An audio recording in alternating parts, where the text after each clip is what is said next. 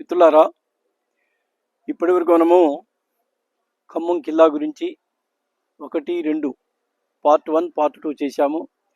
ఈ కిల్లా గురించి ఎంత చెప్పినా చాలా తక్కువే. ఎన్ని పార్ట్లైనా చేయొచ్చు. ఒక రోజంతా కలిగి తిరిగినా దీని యొక్క చరిత్ర కంప్లీట్ కాదు. దీన్ని చూడటం సాధ్యం కాదు. చూసి ఆనందించాలి. పార్ట్ 2లో మనం పైన ఉన్నటువంటి కోట బురుజు నుంచి కింద ఉన్నటువంటి జాఫర్ ఉద్దౌలా బావిని చూపించడం జరిగింది. ఇప్పుడు అదే బావి దగ్గరికి మనం ల్యాండ్ మీదకి వచ్చాము. ఇప్పుడు ఆ బావి పూర్తి స్థాయిలో మనం చూసేటటువంటి అవకాశం ఉంటుంది. ఆ బావిలోకి నీళ్లు ఎక్కడి నుంచి వచ్చాయి, ఎలా ఆ బావి యొక్క నిర్మాణం జరిగింది, అది దాని గురించినటువంటి విశేషాలు మనం చెప్పుకోవడానికి అవకాశం ఉంటుంది. అదేవిధంగా ఈ బావికి దగ్గరలోనే పెద్ద కోట గోడ మనకు కనిపిస్తూ ఉంటుంది. ఆ కోట దగ్గర పక్కనే ఉన్నటువంటి కోట బురుజు, చాలా పెద్ద కోట బురుజు కూడా మనకు కనిపిస్తుంటుంది. అది భూమి మీద కొద్దిగా ముందుకు చొచ్చుకొని వచ్చి శత్రుదుర్భేద్యమైనటువంటి కోట బురుజు మనకు కనపడుతుంది.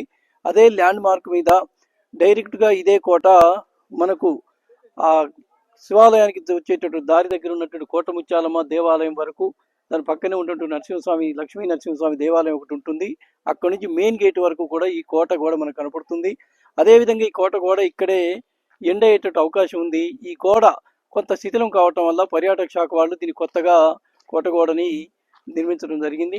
ఇక్కడ ఇంతకుముందు ఈ బావిలోకి వెళ్ళటానికి లేదా కోటలో ప్రవేశించడానికి ఇక్కడ ఒక పాత దారి ఉండేది.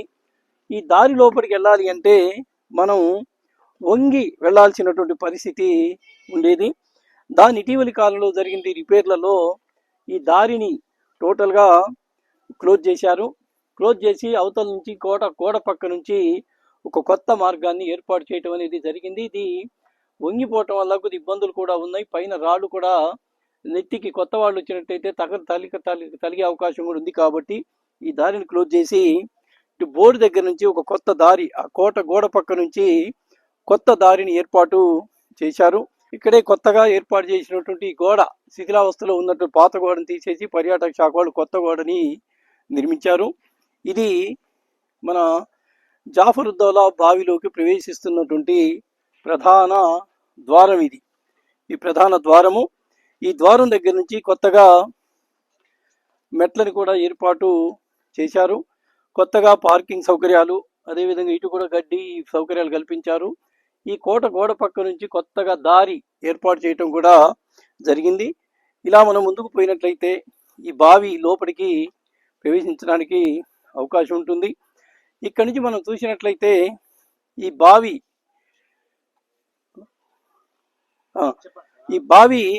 లోపలికి మనం వెళ్ళటానికి అవకాశాలు ఉన్నాయి. ఇది లోపలికి ఇప్పుడు మనం బావి లోపలికి వచ్చాము.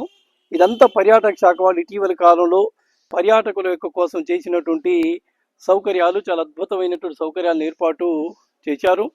ఇక్కడి నుంచి మనం చూసినట్లయితే ఈ బావి యొక్క అందాలన్నీ చాలా స్పష్టంగా కనపడుతుంటాయి. ఇండో పర్షియన్ ఆర్కిటెక్చర్లో ఈ బావి యొక్క నిర్మాణాన్ని వాళ్ళు చేశారు. ఇక్కడ నుంచి రెండు పక్కల నుంచి దీంట్లో దిగటానికి మెట్ల దారిని ఏర్పాటు చేయటం జరిగింది. ఇక ఈ బావిలోకి నీళ్లు ఎలా వచ్చాయి, ఎక్కడి నుంచి వచ్చాయని మనం జాగ్రత్తగా గమనించినట్లయితే కోట పైన మనం ఇంతకుముందు రెండో పార్ట్లో చెప్పినట్టుగా కోట పైన మనం బురుజు దగ్గర నుంచి చూసాం. దాని పక్కనే ఒక కోనేరు ఉన్నది. ఆ కోనేరు నుంచి దీంట్లోకి ఊట నీళ్లు రావడానికి అవకాశాలు స్పష్టంగా కనపడుతున్నాయి. నీళ్లు కూడా ఊట రూపంలో ఈ బావిలోకి ప్రవేశిస్తున్నటువంటి గోడ పక్క నుంచి మీరు జాగ్రత్త పరిశీలిస్తే మీకు కనపడుతున్నాయి. అదే పక్కన ఈ ఊట వల్లనే కొద్దిగా మెట్లకు పాకుడు కూడా వచ్చి ఉంటుంది. ఎవరైనా పర్యాటకులు వచ్చినప్పుడు, చిన్నపిల్లలు వచ్చినట్లయితే ఖచ్చితంగా చేయి పట్టుకొని వాళ్ళని తీసుకుపోవాల్సిన అవసరం ఉంటుంది. పెద్దవాళ్ళు కూడా చాలా జాగ్రత్తగా దిగాల్సిన అవసరం ఉంటుంది. బావి లోతు కూడా చాలా ఎక్కువగా ఉండే అవకాశం ఉంటుంది.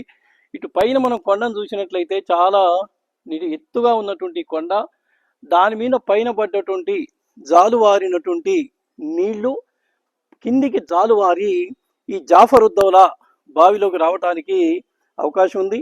దాని పక్కనే కింద నీళ్లు జారిపోకుండా ఉండటం కోసం చిన్న గోడను కూడా వాళ్ళు నిర్మించారు. ఆ కోట కూడా పక్క నుంచి ఒక దారి కూడా వాళ్ళు ఏర్పాటు చేసి ఆ వాటరు దీంట్లోకి వచ్చేటటువంటి నిర్మాణాన్ని కూడా చేయటం అనేది జరిగినటువంటి అద్భుతమైనటువంటి నిర్మాణం. మన ఖమ్మంలో ఉన్నటువంటి, ఖమ్మం పరిసరాల్లో ఉన్నటువంటి ప్రతి వాళ్ళు కూడా ఈ బావి యొక్క అందాలని, ఆనాటి వాస్తు నిర్మాణాన్ని, ఆ అద్భుతాలను చూసి ఆనందించవలసిగా కోరుతూ, ఇప్పుడు మనం ఈ బావిలోకి ఏ విధంగా వెళ్ళాలి, ఆ మెట్లు దానికి ఔన్నత్యాన్ని గురించి కూడా తెలుసుకునేటటువంటి ప్రయత్నం చేద్దాం. ఈ బావిలోకి వెళ్ళడానికి రెండు పక్కల నుంచి చాలా అద్భుతమైనటువంటి మెట్ల దారులని వాళ్ళు ఏర్పాటు చేయటం అనేది జరిగింది. ఇక ఇక్కడి నుంచి మిత్రులారా మనం జాగ్రత్తగా బావిలోకి దిగుతాము. ఈ దిగే క్రమంలో కూడా తగినటువంటి జాగ్రత్తలు మనం తీసుకోవాలి. ఆనాడు మెట్లను కూడా వాళ్ళు రాళ్ళని తొలిచి ఒక్కొక్క రాయిని ఒక్కొక్క మెట్టుగా మలిచినటువంటి అద్భుతాన్ని మనం చూడవచ్చు. ఏమాత్రం దిక్కులు చూసుకుంటూ మనం నడిచినట్లయితే కింద పడితే ఖచ్చితంగా గాయాలు కావటానికి, బలమైన గాయాలు కావటానికి కూడా అవకాశము ఉంటుంది. ఇది ఒక పక్కన ఉన్నటువంటి మెట్లదారి. ఇక్కడి నుంచి మనం దీనికి ఎదురుగా కూడా ఒక పెద్ద మెట్లదారి మనకు కనపడుతూ ఉంది. ఈ మెట్లదారి నుంచి మనం కిందికి వెళ్ళినట్లయితే ఈ జాఫరుద్దౌలా బావి పూర్తి స్థాయిలో మనం చూడటానికి అవకాశము ఉంటుంది. ఇప్పుడు మనము కొన్ని మెట్లు దిగి కిందికి వచ్చాము. అక్కడ దాకా నేరో వే ఉంది. అక్కడి నుంచి చాలా వెడల్పోయినటువంటి రాళ్ళు మనకు కనపడుతున్నాయి. ఇక్కడ మనం చూసినట్లయితే ఇది ఒక పెద్ద రాయి. దీన్నే ఒక స్టెప్పుగా వాళ్ళు అమర్చారు. ఇక ఒక్కొక్క రాయి ఒక్కొక్క స్టెప్పుగా ఇక్కడికి వచ్చిన తర్వాత ఆయాసం వచ్చినప్పుడు ఆగటానికి కూడా ఇక్కడ వెడల్పాటి నిర్మాణాన్ని కూడా వాళ్ళు చేయటం అనేది జరిగింది. ఇక్కడ నుంచి మనము బావి కింది భాగానికి వెళ్ళేటటువంటి ప్రయత్నము చేస్తున్నాము. ఇక్కడ యాత్రికులు, ప్రయాణికులు లేదా పర్యాటకులు ఎవరైనా వచ్చినప్పుడు ఇక్కడ నుంచి ఈ ఏరియా నుంచి వర్షాకాలము, శీతాకాలం వరకు తగినటువంటి జాగ్రత్తలు తీసుకోవాలి. ఎందుకంటే ఇదంతా వాటర్ ఊట వస్తుంది కాబట్టి పైన ఉన్నటువంటి కోనేరు నుంచి నిరంతరం ఇక్కడ ఊట వచ్చే అవకాశం ఉంటుంది. మెట్ల మీద పాకుడు ఉంటుంది కాబట్టి కొద్ది గోడ సహాయంతో మనం కిందికి దిగాలి. ఈ వర్షాకాలం అయితే దిగకుండా పైనుంచి ఆస్వాదించడమే మంచిది అని మేము చెప్తున్నాము.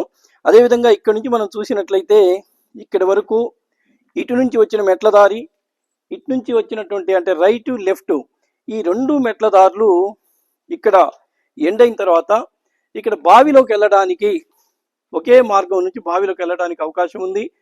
ఇక్కడ ఒక అద్భుతమైనటువంటి ఆర్చి నిర్మాణాన్ని మనం చూస్తాం.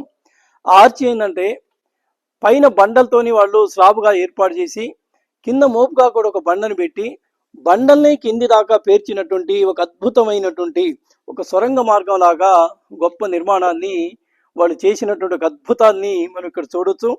ఇక్కడ మనం చూసినట్లయితే ఇందులో ఒక వాటర్ ఎక్కడి నుంచి వచ్చాయంటే కింద భూమి నుంచి వచ్చినట్టు ఊటతో పాటు పైన ఉన్నటువంటి మనం రెండో పాటలో చెప్పుకున్నాం ఆ పైన ఉన్నటువంటి కోనేరులో ఉన్న ఊట ఆ రాళ్ల మధ్యలో నుంచి ఇక్కడి వరకు ఈ పైన మెట్ల నుంచి కూడా ఊట వస్తుంది. ఇటు గోడ పక్క నుంచి కూడా మన ఊట కనపడుతుంది. అదేవిధంగా అక్కడ పెద్ద ఎత్తున నీళ్లు వస్తున్నటువంటి దారులు మనకు కనపడుతున్నాయి. మనం ఇక్కడ నుంచి కిందికి పోవటం కొద్ది ప్రమాదం ఉంది కాబట్టి మళ్ళీ మనం పక్కకే వెళ్ళి ఇటు ఈ బావి ప్రాంతంలోకి వెళ్ళేటటువంటి ప్రయత్నం చేద్దాము. ఇది బావి పైన ఉన్నటువంటి పైన నడకదారికి ఏర్పాటు చేసినటువంటి మార్గము.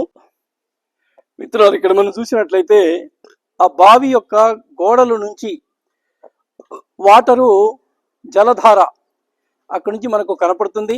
ఇది ఎక్కడి నుంచి వస్తుంది అంటే పైన ఉన్నటువంటి కోనేరు నుంచి ఈ జలధార చాలా స్పష్టంగా వచ్చి కింద బావిలోకి ఆ వాటర్ని కిందికి వెళ్ళటం అనేది జరుగుతుంది. అది ఎక్కడో ఉన్నటువంటి కోనేరు నుంచి రాళ్ల సందుల నుంచి మనం చూస్తుంటాం. గంగా నది అక్కడ గంగోత్రి అనేటటువంటి కొండ కోణం నుంచి పుట్టిందని, నాసికాత్రని పక్క గోదావరి పుట్టిందని, మహాబలేశ్వరం కృష్ణానది పుట్టిందని చెప్తుంటాం. అదే పద్ధతికి రాళ్ల సందుల నుంచే ఈ వాటరు ఈ బావిలోకి రావటం అనేది జరుగుతుంది. దీనికన్నా కొద్ది ముందుకు వచ్చినట్లయితే అటు ఒక దారి లోపలికి రావటానికి, ఇటు నుంచి ఒక దారి ఈ లోపలికి రావటానికి ఒక కొత్త వేస్ని వీళ్ళు ఏర్పాటు చేయటం అనేది జరిగింది. ఇక్కడ బావి కింద నుంచి మెట్ల దారి ఉంది, పైనుంచి వీళ్ళు ఇక్కడ రాళ్ళని, ఇది మనం చూస్తే సిమెంట్ కాదు, ఇది రాయిని దీని మీద బలపరుపుగా వేసి బహుశా అప్పట్లో ఇక్కడ జాగ్రత్త కోసం కొన్ని భద్రతా ఏర్పాట్లు కూడా చేసి ఉంటారు. ఇక్కడ హోల్ కూడా మనకు కనపడుతుంది. ఈ రాళ్ళని రాళ్ళుగా పరిచి ఇక్కడ నుంచి ఇక్కడ కూడా మనకు రాయి కనపడుతుంది. ఈ రాళ్లే ఇక్కడ పరిచి దీని మీద నుంచి వాళ్ళు నడిచినట్టుగా మనకు ఆధారాలు ఉన్నాయి. పైన మనం చూసినట్లయితే గొప్ప అద్భుతమైనటువంటి ఇండో పర్షియన్ ఆర్కిటెక్చర్, అంటే పర్షియా భారతదేశ ఆర్కిటెక్చర్ని హైదరాబాద్లో ఉన్నటువంటి గొప్ప గొప్ప నిర్మాణాలన్నీ కూడా ఇదే పద్ధతిలో నిర్మించి ఉన్నాయి. అదే నిర్మాణ పద్ధతిని, నిర్మాణ కౌశల్యాన్ని ఇక్కడ మనం చూడొచ్చు. ఇటు నుంచి ఒక దారి, అటు నుంచి ఒక దారి ఉంది, చిన్న దారి, ఒక మనిషి మాత్రమే దూరేటటువంటి దారి. ఇక్కడ నుంచి మనం చూసినట్లయితే బావి చాలా అందంగా మనకు కనపడుతూ ఉంటుంది. ఈ పెద్ద పెద్ద గోడలు చాలా మందపాటి ఇండో ఆర్కిటెక్చర్, పర్షియన్ ఆర్కిటెక్చర్తో కూడుకున్నటువంటి నిర్మాణాలు. బహుశా ఆ రోజుల్లో ఇక్కడ వాళ్ళు కూర్చొని ఈ బావి యొక్క అందాలు చూస్తూ, లేదా ఇందులో ఏదైనా స్నానాలు చేయటం, ఈత పోటీ లాంటివి ఆనాటి రాజులు నిర్వహించి ఉండవచ్చు అనిపిస్తుంది మనకు. ఎందుకంటే ఇక్కడ వాళ్ళు సేద తీరటానికి, అదేవిధంగా ఈతలు కొట్టిన తర్వాత బట్టలు మార్చుకోవటానికి బహుశా ఈ నిర్మాణాన్ని, గదుల్ని వాళ్ళు ఉపయోగించుకుని ఉండొచ్చు. 1, 2, 3 చాలా పెద్ద దారుల్ని ఇక్కడ వాళ్ళు ఏర్పాటు చేశారు. ఈ అద్భుతమైన నిర్మాణాలు మనం చూస్తుంటే ఎక్కడో తాజ్మహల్, చార్మినారు, గోల్కొండ ఇలాంటి చోట్ల మాత్రం ఇలాంటి నిర్మాణాలు మనకు కనపడుతున్నాయి. మన ఖమ్మంలోనే ఇంత అద్భుతమైనటువంటి జాఫరుద్దౌలా బావి, ఆనాడున్నటువంటి అసఫ్జాహీల కాలంలో ఉన్నటువంటి జాఫరుద్దౌలా అనేటటువంటి ఆ తహసీల్దార్ నిర్మించినటువంటి గొప్ప అద్భుతమైనటువంటి నిర్మాణము. మనం తనివి తీరా మన కళ్ళతో చూస్తే తప్ప దీని యొక్క అందాలు అర్థం కానటువంటి పరిస్థితి. ఈ 3 దారులు కూడా 3 వేస్లో ఇక్కడ కూర్చొని వాళ్ళు దీన్ని పరిశీలించడానికి అవకాశం అనేది ఉంది. అదేవిధంగా ఈ బావిలోకి కొండ మీద ఉన్న నీళ్లు రావటానికి ఆ టర్నులో, ఆ మూల మీద రాళ్లతోనే ఒక వేలి ఏర్పాటు చేశారు. పైన పడినటువంటి ఆ కొండ మీద పడినటువంటి వాటర్ కిందికి వచ్చి ఆ దారి నుంచి బావిలోకి రావటానికి కూడా ఒక అద్భుతమైనటువంటి మార్గాన్ని అక్కడ వాళ్ళు ఏర్పాటు చేయటం అనేది జరిగింది.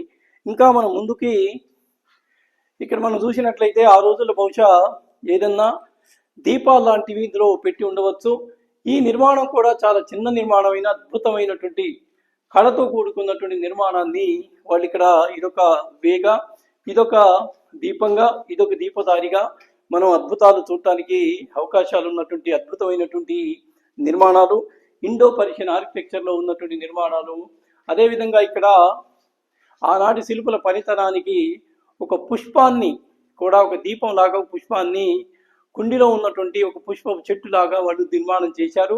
3 చోట్ల కూడా 3 పద్ధతుల్లో, ఇక్కడొక టైపు, ఇక్కడొక రకము, అక్కడొక రకము, 3 చోట్ల 3 రకాలైన నైపుణ్యాలని ప్రదర్శించినటువంటి అద్భుతమైనటువంటి నిర్మాణాన్ని మనం చూడొచ్చు. ఇంత గొప్ప నిర్మాణము ఆనాడు జాఫరుద్దౌలా ఎప్పుడో 16-15 శతాబ్దాల్లోనే ఇంత గొప్ప నిర్మాణం చేయటం అనేది జరిగింది. ఇక ఈ యొక్క బావి యొక్క నిర్మాణాన్ని మనం చూసినట్లయితే ఈ రాళ్ళు కూడా మొత్తం దీన్ని 7 బావులు అని చెప్తుంటారు. 7 బావులు అంటే ఒక్కొక్క స్టెప్, ఒక్కొక్క బావి యొక్క రాయి ముందుకొచ్చిందల్లా ఒక బావిగా మనం చెప్పుకోవడానికి అవకాశం ఉంది. ఇట్లా 7 బావులుగా దీన్ని మనం చెప్పుకుంటాం. మిత్రులారా, ఇక్కడ నుంచి మనం ముందుకెళ్ళేటటువంటి ప్రయత్నం చేద్దాం. ఇంకా ఈ బావిని పూర్తిగా ఇటు ఒక వే ఉంటుంది, ఆ వే నుంచి మనం జాగ్రత్తగా ఇటు రావాలి. ఎవరైనా పర్యాటకులు వచ్చినప్పుడు ఇక్కడ మాత్రం తగినటువంటి జాగ్రత్తలు ఖచ్చితంగా తీసుకోవాలి. చిన్న పిల్లలు ఉన్నట్లయితే వాళ్ళ చెయ్యి వదిలిపెట్టొద్దు. అదేవిధంగా మనం వాటర్కి వెళ్ళి చూసుకుంటూ నడిస్తే ఇందులో పడే అవకాశం ఉంది. ఈ బావి చాలా లోతైనటువంటి బావి. దీని నీళ్లు తోడటానికే చాలా రోజులు కాలం పట్టింది. అందులో వర్షాకాలం, పైన కోనేరులు కూడా వాటర్ ఉన్నాయి కాబట్టి ఆ వాటర్ నిరంతరం ఊట రూపంలో కిందికి వస్తున్నాయి కాబట్టి ఈ వాటర్ ఎక్కువగా ఉంటుంది. కాబట్టి చిన్నపిల్లలతో వచ్చిన పర్యాటకులు తగినటువంటి జాగ్రత్తలు తీసుకోవాలి. ఇక్కడ ఉన్నటువంటి వాచ్మెన్ కూడా ఎప్పటికప్పుడు హెచ్చరికలు జారీ చేస్తుంటాడు. ఏమి కాదులేని లోపలికి వచ్చి ప్రమాదాన్ని కొని తెచ్చుకోవద్దు. పర్యాటకం అనేది ఆహ్లాదంగా ఉండాలి తప్ప విషాదంగా మారకుండా ఉండాలి అంటే మనం మన జాగ్రత్తలో కూడా ఉంటే మంచిది అనేది నాకున్నటువంటి అభిప్రాయం. ఈ మిత్రులారా, మనం అటుపక్క నుంచి చూసాము, ఇటుపక్క నుంచి కూడా చూసినట్లయితే ఇక్కడ స్లాబ్ ఏమీ లేకుండా బండల్ని నిలువుగా అడ్డంగా తొలిచి వాటి మీద పేర్చడం జరిగింది. కొన్ని బండల్ని నిలువుగా దానికి యాడ్ చేసి ఒక సొరంగ మార్గంగా, అంటే మెట్లు కింది దాకా మెట్లు ఉంటాయి. కానీ ఇప్పుడు మనకు మెట్లు వాటర్ ఉన్నాయి కాబట్టి కొద్ది వరకు మాత్రమే మనకు మెట్లు కనపడుతూ ఉన్నాయి. ఈ మెట్ల దారి నుంచి మనం ముందుకు పోయినట్లయితే పైన మనకు ఒక 4 ఈ రాళ్లతో చూసినటువంటి నిర్మాణాలు కనపడుతున్నాయి. దీన్ని పాతకాలం మనుషులకు తెలుసు, ఇప్పుడు మోటార్లు వచ్చాయి కాబట్టి తెలియట్లేదు. మోట అని ఎడ్లని వెనక్కి గుంజుతూ ఒక బొక్కెం లాంటి దాన్ని కింద నీళ్లలో నుంచి ముంచి పైకి పంపేటటువంటి మార్గం ఉండేది. అవి మోట అయి ఉండవచ్చు అని కూడా మనం అనుకోవటానికి ఉంది. 2 మోటదారులు కూడా ఇక్కడ మనకు కనపడుతున్నాయి. బహుశా నాకున్నటువంటి అభిప్రాయం ఏంటంటే, ఇప్పుడు కిల్లా లోపల ఇండ్లు ఉన్నాయి కానీ అప్పుడు బహుశా అదంతా ఖాళీ ప్లేస్ అయి ఉంటే ఏదైనా ఉద్యానవనాలు ఇప్పటికీ మనం కిల్లాలో బాగంటాం, ఆ బాగున్న ప్రాంతానికి వాటరు ఇక్కడ నుంచి ఏమైనా మోటార్ ద్వారా వాళ్ళు సప్లై చేసి ఉండవచ్చు అనుకుంటున్నాను. అదేవిధంగా వాళ్ళకి ఏదైనా ఆహార పదార్థాలకు సంబంధించినట్టు కూరగాయలు లాంటివి పండించుకోవటానికైనా ఇంటర్నల్గా ప్లేస్ ఉంది కాబట్టి ఈ వాటర్ని వాళ్ళు ఉపయోగించుకునే అవకాశం కూడా ఉంది. ఎందుకంటే చాలా స్పష్టంగా ఈ మోటదారులు మనకు కనపడుతున్నాయి. ఇక దాంతోపాటు మిత్రులారా అక్కడ చూడండి, ఇక్కడ ఉన్నటువంటి ఈ హౌస్ యొక్క మూల మీద నుంచి వాటర్ కిందికి వచ్చినట్టుగా చెమ్మ దారి కనపడతా ఉంది. అవన్నీ కూడా ఏంటంటే పైన ఉన్న కోనేరు నుంచి ఆ రాళ్ల సందుల నుంచి వచ్చినటువంటి వాటర్గా మనం చెప్పుకోవచ్చు. ఇంకా మనం ముందుకు చూసినట్లయితే ఈ కొండ బావి లోపలికి ఉంది. ఇక్కడ నుంచి మనం పైకి చూస్తే అక్కడ ఒక కోట బురుజు నిర్మించారు. మొన్న సెకండ్ పార్ట్లో నేను పై నుంచి చెప్పాను, అక్కడ నుంచి మనం కిందికి చూసాం. ఇప్పుడు కింది నుంచి పైకి చూసినట్లయితే ఏంటంటే కొండ మీద ఇక్కడ నుంచి శత్రువులు ఎక్కిపోవటానికి ఉడుముల సహాయంతో ఎక్కడానికి అనుకూలమైనటువంటి వాతావరణం ఇక్కడ బండ కనపడుతుంది మనకు. అందుకనే వాళ్ళు ఏం చేశారంటే ఇక్కడ వీక్నెస్ ఉంది కాబట్టి, ఇక బలహీనమైన ప్రాంతం కాబట్టి అక్కడ ఒక వాచ్ టవర్ కట్టారు. అక్కడ నుంచి ఫిరంగులు పెట్టుకొని అక్కడ సైన్యం రెడీగా ఉండేది. ఇటు నుంచి ఉడుములకు తాళ్లు కట్టి పైకి పంపిస్తే అక్కడ ఉన్నటువంటి సైన్యం, ఆ కోట గోడ మీద ఉన్న సైన్యం వాళ్ళని కిందికి నెట్టేయటానికి అవకాశం ఉన్నట్టుగా కోట గోడని, ఒక వాచ్ టవర్ని, అక్కడ శత్రువులు రెడీగా సైన్యం ఉండేటట్టుగా దీని యొక్క అద్భుతమైనటువంటి నిర్మాణాన్ని ఇక్కడ మనం చూసాము. దీంతో పాటు ఉడుములు ఎక్కటానికి ఒకటైతే వాటర్ కిందికి రావటానికి కూడా 2 రకాలుగా కూడా ఈ కొండ ఆ రోజుల్లో మనకు ఉపయోగపడిందని చెప్పుకోవడానికి అవకాశం ఉంది. దీంతో పాటు మనం ఆ దిక్కును చూసినట్లయితే పైన పడినటువంటి వాటరు కిందికి వచ్చేసి ఆ కింద నుంచి అక్కడ మూలన కనపడుతుంది. వాటి నుంచి కిందికి వాటరు ఈ కొండల కోనేరులోకి ఈ బావిలోకి వచ్చాయి. ఇక కింద మనం బావి యొక్క మెట్లు ఆ దారి చూస్తున్నట్లయితే, ఆ గోడ చూస్తున్నట్లయితే ఆ గోడకు కూడా పూర్తి స్థాయిలో చెమ్మ కనపడుతుంది. ఆ చెమ్మ కూడా ఎక్కడదంటే పైన ఉన్నటువంటి కోనేరులో నుంచి, అదేవిధంగా భూగర్భంలో ఉన్నటువంటి వాటర్ కూడా ఇందులోకి పూర్తిగా వచ్చి ఈ బావిలో నీళ్లు ఉన్నట్టుగా మనం చెప్పుకోవచ్చు. ఈ బావి యొక్క గొప్పతనాన్ని ఇప్పుడున్నటువంటి ఒక 60-70 సంవత్సరాల 80 సంవత్సరాలు ఉన్నటువంటి పెద్దవాళ్ళు చెప్పేది ఏంటంటే, ఖమ్మంలో ఒకప్పుడు తీవ్రమైనటువంటి నీటి ఎద్దడి వచ్చిందని, ఆ నీటి ఎద్దడి వచ్చినప్పుడు మన పక్కనే ఉన్నట్టు మున్నేరు వాగు కూడా ఎండిపోయిందని, ఖమ్మంలో ఎక్కడ కూడా బావుల్లో నీళ్లు లేని టైంలో ఈ జాఫరుద్దౌలా బావి ఈ ఖమ్మం ప్రజానికానికి ఎన్ని రోజులు తోడుకున్నా తరగనన్నటి వాటర్ని ఇది సప్లై చేసింది అని చెప్తారు. అదేవిధంగా ఈ రాతి నీళ్ళు కాబట్టి ఈ వాటర్ తాగినట్లయితే కొన్ని రోగాలు కూడా నయమయ్యేవి అనేటటువంటి ఒక నమ్మకం కూడా ప్రజల్లో ఉంది.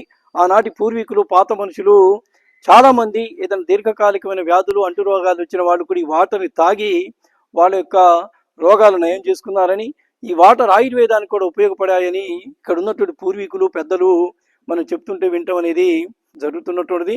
అట్లా ఈ జాఫరుద్దౌలా బావి గొప్పతనం ఏంటంటే, ఇంకా లోపల ఉన్నటువంటి ఈ గ్రౌండ్ వాటర్ ఎక్కువగా ఇక్కడ సేజ్ కావటం వల్ల ఈ కొండ ప్రాంతంలో ఉన్నటువంటి ఖమ్మం ఏరియా మొత్తానికి కూడా గ్రౌండ్ వాటర్ పెరిగి వాటరు ఎక్కువగా రావటానికి, వాళ్ళు నీటి ఎద్దడి ఎదుర్కోవటానికి ఈ బావి బాగా ఉపయోగపడుతుందని కూడా మనం చెప్పుకోవచ్చు.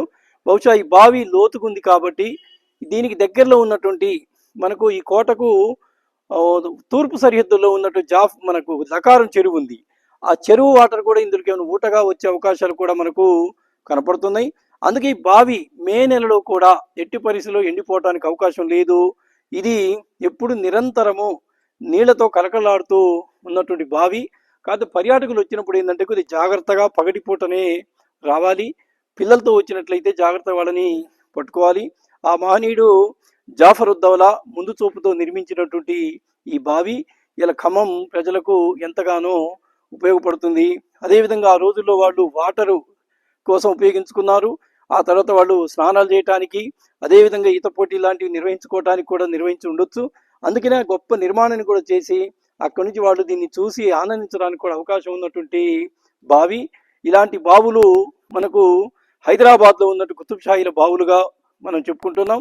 అదే పద్ధతిలో మన ఖమ్మంలో కూడా ఈ ఏరియాలో ఇంత అద్భుతమైనటువంటి బావి, ఒక రాతి నిర్మాణం, ఇంటర్నల్ కోటలో ఒక అంతర్భాగంగా ఉన్నటువంటి బావి, చాలా గొప్ప బావిని వాళ్ళు నిర్మించి మనకు జాతికి ఒక వారస సంపదగా ఇవ్వటం అనేది జరిగింది.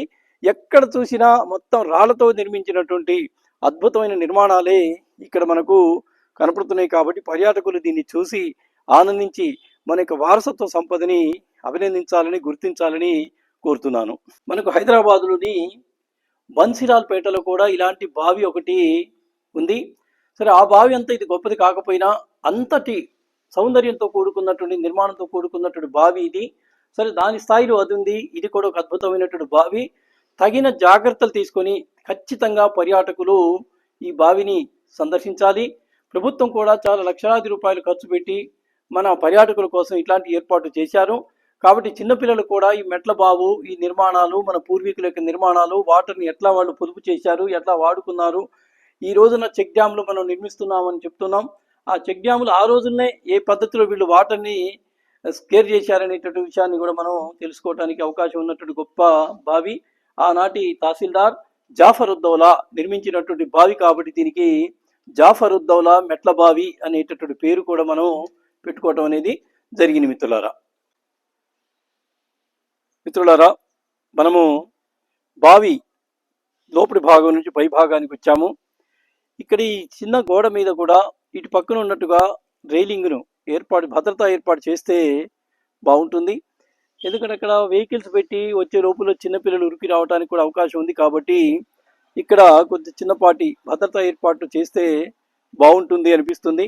దీంతో పాటు వర్షాకాలము నీళ్లు బావిలో ఎక్కువ ఉంటున్నాయి కాబట్టి ఒక వాటర్ ట్యూబ్ కూడా ఇక్కడ వాచ్మెన్ దగ్గర ఉంటే మంచిదనేటటువంటి అభిప్రాయం వ్యక్తమవుతుంది. అది ఖచ్చితంగా ఈ రెండు జాగ్రత్తలు తీసుకోవాల్సినటువంటి అవసరం ఉంటుంది. అదేవిధంగా ఇక్కడ నిరంతరము ఈ బావిని పర్యవేక్షించడం కోసం మనకు ఒక వాచ్మెన్ నిరంతరం ఇక్కడ ఈ సర్వీస్ చేస్తూ మనకు ఉదయం నుంచి సాయంత్రం వరకు కూడా ఉంటున్నారు. ఈ మధ్యకాలంలో మన పర్యాటక శాఖ వాళ్ళు ఇక్కడ పచ్చదనం కోసం, చల్లదనం కోసం, పర్యాటకులను ఆకర్షించడం కోసం మంచి గార్డెన్ కూడా ఏర్పాటు చేయడం జరిగింది. ఇటు పక్కన నిరంతరం దీన్ని అన్వేషించడం కోసం మన ఖాదర్బాయ్ అనేటటువంటి వాచ్మెన్ నిరంతరం మనకు ఇక్కడ సర్వీస్ చేస్తూ ఉంటాడు. ఎవరైనా పర్యాటకులు వచ్చినట్లయితే ఖచ్చితంగా వాచ్మెన్ యొక్క సలహాలతో మాత్రమే ఈ బావిలోకి దిగాల్సినటువంటి అవసరం ఉంటుంది. ఆయన ఎల్లవేళలా ఇక్కడే మనకు అందుబాటులో ఉంటాడు. కాబట్టి ఇక్కడ కొన్ని చిన్న చిన్న భద్రతా ఏర్పాట్లు కూడా మనం తీసుకోవాల్సినటువంటి అవసరం ఉంటుంది.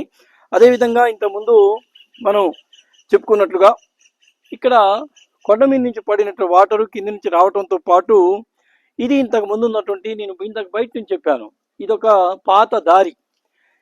ఈ పాత దారి, దీని కిందనే మనకు మెట్లు ఉన్నాయి.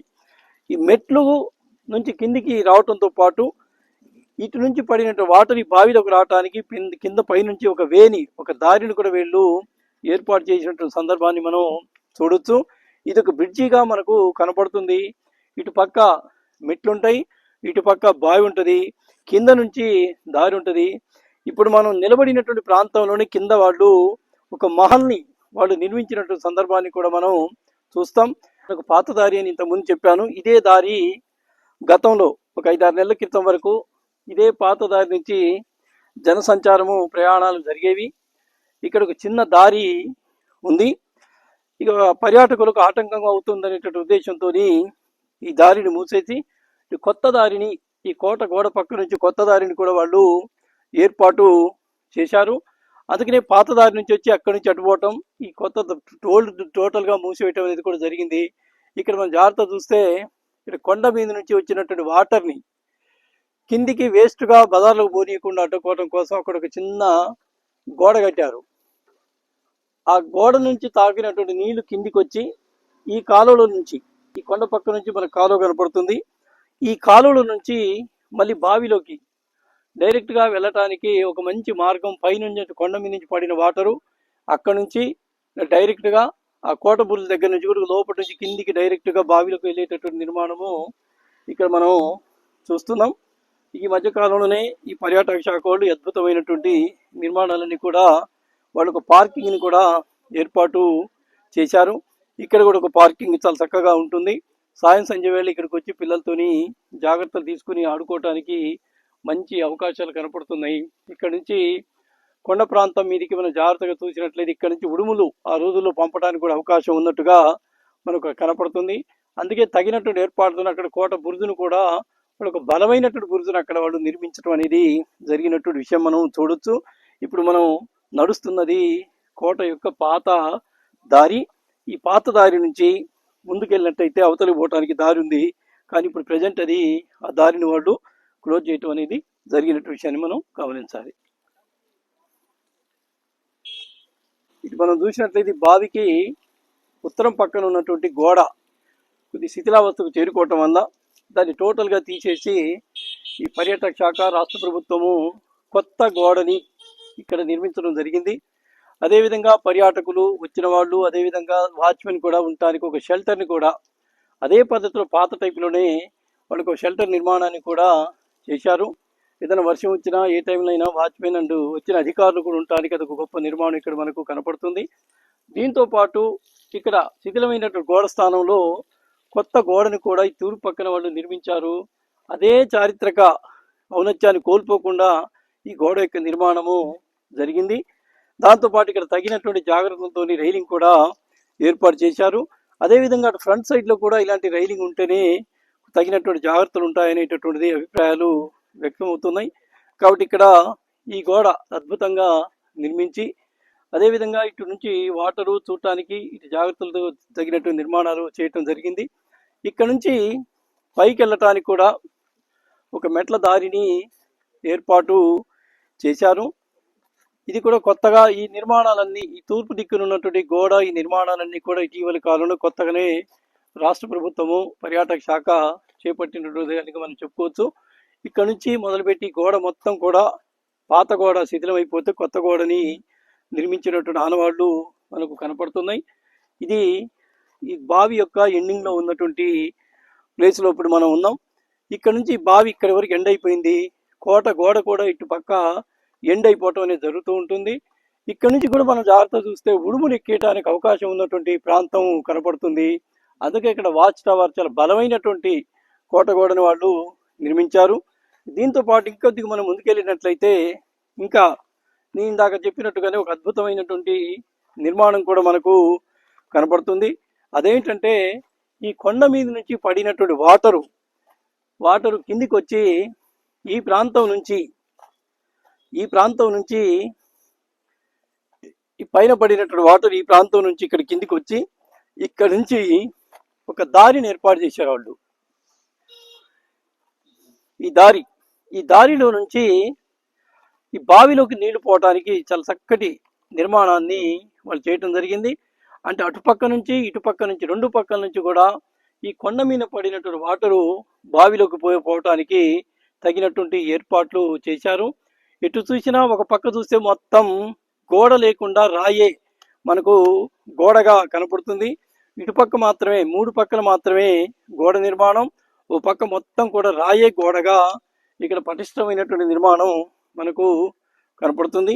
ఇంకొంచెం మనం ముందుకు పోయినట్లయితే పైకి కోట గోడ మీదకి పోవటానికి ఇదంతా కూడా కొత్తగా ఏర్పాటు చేసినటువంటి పార్క్ ప్లేస్గా మనం చెప్పుకోవచ్చు.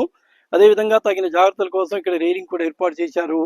ఇక్కడ నిలబడ్డట్టయితే మనకు టోటల్గా బావి యొక్క విజన్, ఇటు కోట యొక్క పూర్తి స్థాయిలో కొండ యొక్క విజన్ కూడా మనకు కనపడుతుంది. ఆ మూల మీద నుంచి ఆ పైన వాటర్ కోనేరు నుంచి వచ్చిన ఊట కూడా ఆ మూల మీద మనకు చాలా స్పష్టంగా వాటర్ కిందికి వస్తున్నటువంటి ధారలు కూడా మనకు కనపడుతున్నాయి. అదే వర్షాకాలం అయినట్లయితే పెద్ద ధారగా మనకు తిరుపతిలో అక్కడక్కడ కపిల తీర్థంలో వచ్చినట్టుగా పైనుంచి ధారగా వర్షం నీళ్లు వచ్చినట్టుగా కూడా మనకు కనపడుతూ ఉంటుంది. ఇక 7 బావులు ఒక్కొక్క స్టెప్ను మనం చూసినట్లయితే ఇక్కడ ఒక రాయిని ముందుకెడితే ఒక బావి, ఇంకొక రాయి ముందుకు వస్తే ఒక బావి, అట్లా 7 బావులుగా దీన్ని చరిత్రకారులు చెప్పడం అనేది జరుగుతుంది. ఇంకా ముందుకు పోయినట్లయితే ఈ కోట గోడ పైకి పోవటానికి ఇది ఒక కొత్త నిర్మాణమే, ఇది పాతది కాదు. పర్యాటక శాఖ వాళ్ళు ఇటీవలి కాలంలో చేపట్టినటువంటి నిర్మాణాల్లో ఇది కొత్త నిర్మాణమే. ఇక్కడ పిల్లలు ఉన్నప్పుడు కొద్ది జాగ్రత్తలుగా ఈ కోటని ఎక్కాల్సిన అవసరం ఉంటుంది. మనం పట్టుకొని జాగ్రత్తగా ఎక్కడం కోసమే ఈ రైలింగ్ను కూడా ఈ మధ్యకాలంలోనే ఏర్పాటు చేశారు. ఇది ఈ కోటగోడ యొక్క చివరి ప్లేస్గా దీన్ని మనం చెప్పుకోవచ్చు. ఇక్కడి నుంచి కోట కూడా ఎండ్ అవుతుంది. ఎందుకంటే ఇక్కడ పెద్ద కొండ అడ్డంగా ఉంది కాబట్టి దీన్ని నిర్మాణం చేశారు ఇంతవరకే. ఇక్కడ నుంచి మనం చూసినట్లయితే కొత్తగా కట్టినటువంటి ఇటుక గోడ, అంటే కొత్తగా అంటే కుతుబ్ షాహీలు కానీ అసఫ్ జాహీలు కానీ నిర్మించి ఉండొచ్చు. ఇది రాతి గోడ కాదు, కేవలం ఇటుకతో సున్నంతో కూడినటువంటి గోడ. దీనికి కూడా మనం ఇంతకుముందు 2 పార్ట్లలో చెప్పినట్టు ఏటవాలైనటువంటి ఈ గోడ కూడా చాలా దాదాపుగా 5-6 అడుగుల మందంతో ఈ గోడను నిర్మించారు. మనం చూసినట్టే ఏటవాలు రంధ్రం ఇక్కడ కనపడుతుంది. ఇక్కడ మరీ వింత ఏంటంటే 2 ద్వారాలు, అంటే ఇటు నుంచి ఒక సైనికుడు, ఇటు నుంచి ఒక సైనికుడు ఒకేసారి 2 బాణాలతోని కానీ 2 తుపాకులతోని కానీ పేల్చడానికి అవకాశం ఉన్నటువంటి అద్భుతమైన నిర్మాణం. 2 ద్వారాలు మనకు కనపడుతున్నాయి. ఇటు ఒక్కటి ఉంటే ఇక్కడ 2, అంటే ఇటు పక్క వచ్చినా అటు పక్క వచ్చినా ఆ కింద ఉన్నట్టు సైనికుడు ఎటు పక్క వచ్చినా వాడి మీద అటాక్ చేయడానికి 2 ద్వారాలు ఇక్కడ పెట్టారు. ఇక్కడ సింగిల్గా ఒకటే ద్వారం మనకు కనపడుతుంది.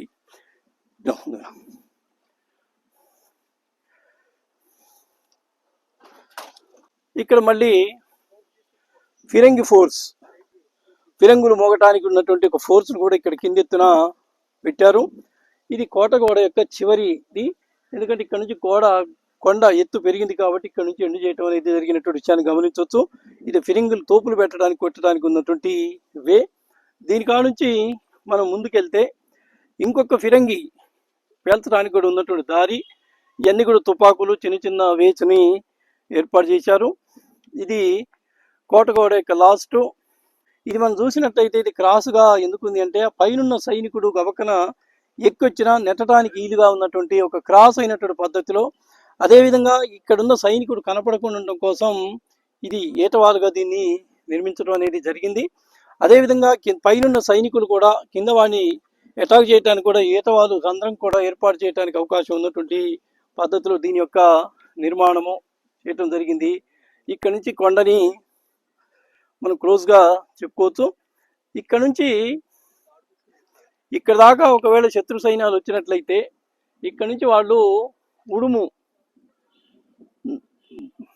యొక్క పెదాలకు తేనె పూసి పైకి పంపేయడానికి అవకాశం ఉంటుంది. అందుకని పైన కోట గోడని, కోట బురుజును కూడా నిర్మించి ఆ పైన సైనికులు కూడా కిందికి నెట్టేట అవకాశం, ఇక్కడ నుంచి తేలిగ్గా ఉడుములు ఎక్కడానికి అవకాశం ఉన్నటువంటి ప్రాంతం ఇది. అందుకే కోట గోడ కూడా ఎలుపుకుంది కాబట్టి దీని నుంచి నడుచుకుంటూ వచ్చి పైకి ఎక్కే అవకాశాలు ఉన్నాయి. అందుకని దాని శత్రువులు ఎక్కడానికి అవకాశం ఉంది, పైన వాటర్ కిందికి రావడానికి కూడా అవకాశం ఉంది. కాబట్టి ఇక్కడ జాఫర్ ఉద్దౌలా అనేటటువంటి ఈ జాఫర్ ఉద్దౌలా మెట్ల బావిని నిర్మించడం అనేది జరిగింది. అందుకని ఖమ్మం పరిసర ప్రాంతాల్లో ఉన్నటువంటి పర్యాటకులు తగినటువంటి జాగ్రత్తలతోని ఈ యొక్క మెట్ల బావిని సందర్శించాలి. చిన్నపిల్లలు ఉన్నట్లయితే చేయి ఖచ్చితంగా వదలకుండా పట్టుకోవాలి, ఎందుకంటే రైలింగ్ అన్ని ప్రాంతాల్లో లేదు. బావి చాలా లోతున్నటువంటి బావి. అందుకని ప్రభుత్వం కూడా కొన్ని ట్యూబులు, భద్రతా ఏర్పాట్లు కూడా చేయవలసిందిగా కోరుతున్నాం. మిత్రులారా, ఇప్పటికీ మనం ఖమ్మం కిల్లా గురించి మనం 3 పార్ట్లు చేశాము. 3 పార్ట్లు కాదు 30 పార్ట్లు చేసిన ఈ కోట యొక్క అద్భుతాలు వర్ణించనలవి కావు, చూస్తే తప్ప. ఆ రోజుల్లో ప్రజల సొమ్ము రాజుల పాలు, రాజుల సొమ్ము రాళ్లపాలు అన్నట్టుగా మనకు సామెత ఉండేది. అందుకని ఇంత పెద్ద బండరాళ్ళని వాళ్ళు ఒక రాజు యొక్క రక్షణ కోసం చేశారు. ఇదంతా చూసిన తర్వాత నాకు ఒక దాశరథి గారి వాక్యం, ఒక పాటలో వాక్యం గుర్తొస్తుంది. ఏంటంటే అది, ఒక రాజును రక్షించటలో ఒరిగిన నరకంఠాలు ఎన్నో అని. ఒక రాజుని రక్షించడానికి ఎన్ని నరకంఠాలు ఈ కోటను కాపాడటానికి జరిగి ఉంటాయో. ఇప్పుడు మనం ఆ రాజు నిర్మించారు, ఈ రాజు నిర్మించారని చెప్పుకుంటూ ఉన్నాం. కానీ ఈ కోట నిర్మాణానికి ఇంతంత పెద్ద రాళ్లను మోసినటువంటి శిల్పులు, ఒక కవి చెప్తాడు, ఈ శిల్పులు ఎవరో, ఈ కూలీలు ఎవరో, పేరు లేనోళ్ళు ఘనకీర్తి కలవాళ్ళు అని. ఇంత పెద్ద బండరాళ్ళు మోసినటువంటి శిల్పుల పేర్లు మనకేమీ తెలియట్లేదు. అదేవిధంగా శ్రీశ్రీ ఒక మాట చెప్తాడు, నైలు నది నాగరికతలో సామాన్యుల జీవనం ఎట్టిది, తాజ్మహల్ నిర్మాణానికి రాళ్ళెత్తిన కూలీలు ఎవ్వరు. అలాంటి నిర్మాణాలు, ఇంత అద్భుతమైనటువంటి నిర్మాణాలు చేసినటువంటి ఈ కోట రక్షణలో అమరులైనటువంటి అనేక మంది వీర సైనికులకు శతకోటి వందనాలని సమర్పించుకుంటూ మా ఛానల్ని, మా పుస్తకాల పురుగు ఛానల్ని ఆదరిస్తున్నటువంటి ప్రేక్షక మహాశైలందరికీ అనంత కోటి వందనాలను సమర్పించుకుంటూ మళ్ళీ మనకు ఇంపార్టెంట్ చారిత్రక సామాజిక అంశంతో మళ్ళీ మీ ముందుకు వస్తామని తెలియజేస్తూ సెలవు తీసుకుంటున్నాం.